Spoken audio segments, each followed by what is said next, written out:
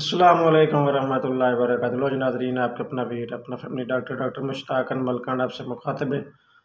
आज जो मेरा मौजू है, जो टॉपिक है, वो है जी कब्ज़ के बारे में। कब्ज़ का इलाज इतना सस्ता और इतना आसान मेडिसिन बताने जा रहा हूँ। इतनी आसान है, वो बनाने का तरीका भी आसान है, इसको इस्तेमाल करने का तरीका भी आसान है और इतनी सस्ती, हर हर फ़र्द की पहुँच में है ये मेडिसिन। अगर आप इसको इस्तेमाल करें, इंशाल्लाह कब्ज़ की बीमारी से हमेशा हमेशा के लिए इंशाल्लाह आप लोगों को निजात मिल सकती है, अगर आप इसको इस्तेमाल करते हैं।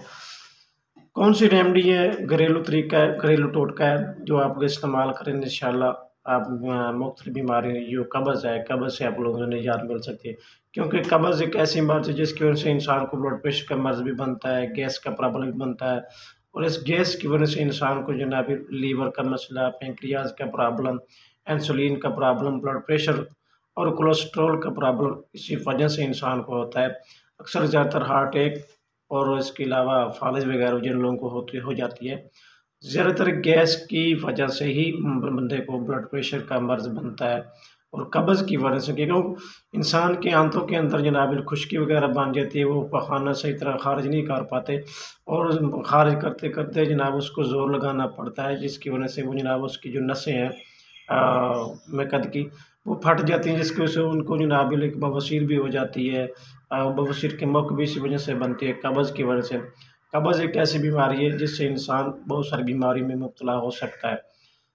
जितनी जल्द हो सके आप लोग कब्ज़ का इलाज करवाएँ, किसी अच्छे डॉक्टर के पास जाएँ, उनसे इलाज कराएँ।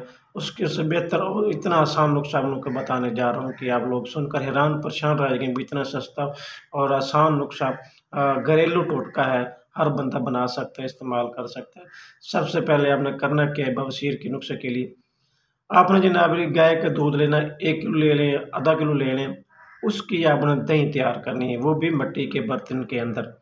मिट्टी के बर्तन आपने लेना है, उसके अंदर आपने जनाब इसकी दही तैयार करनी है। दही तैयार करने के बाद इसकी और कौन-सी चीज़ें आपने इसके अंदर मिक्स करनी है, जिससे इंसान को बहुत सारे फ़वायद हासिल हों और इससे जनाब बवासीर भी हमेशा हमेशा के लिए इससे जान छूट जाए।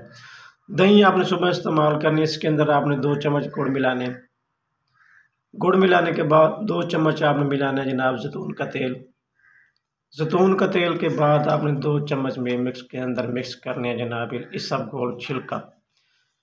ये तीनों चारों चीज़ें आपने इसके अंदर मिक्स करके आपने इसको इस्तेमाल करना है।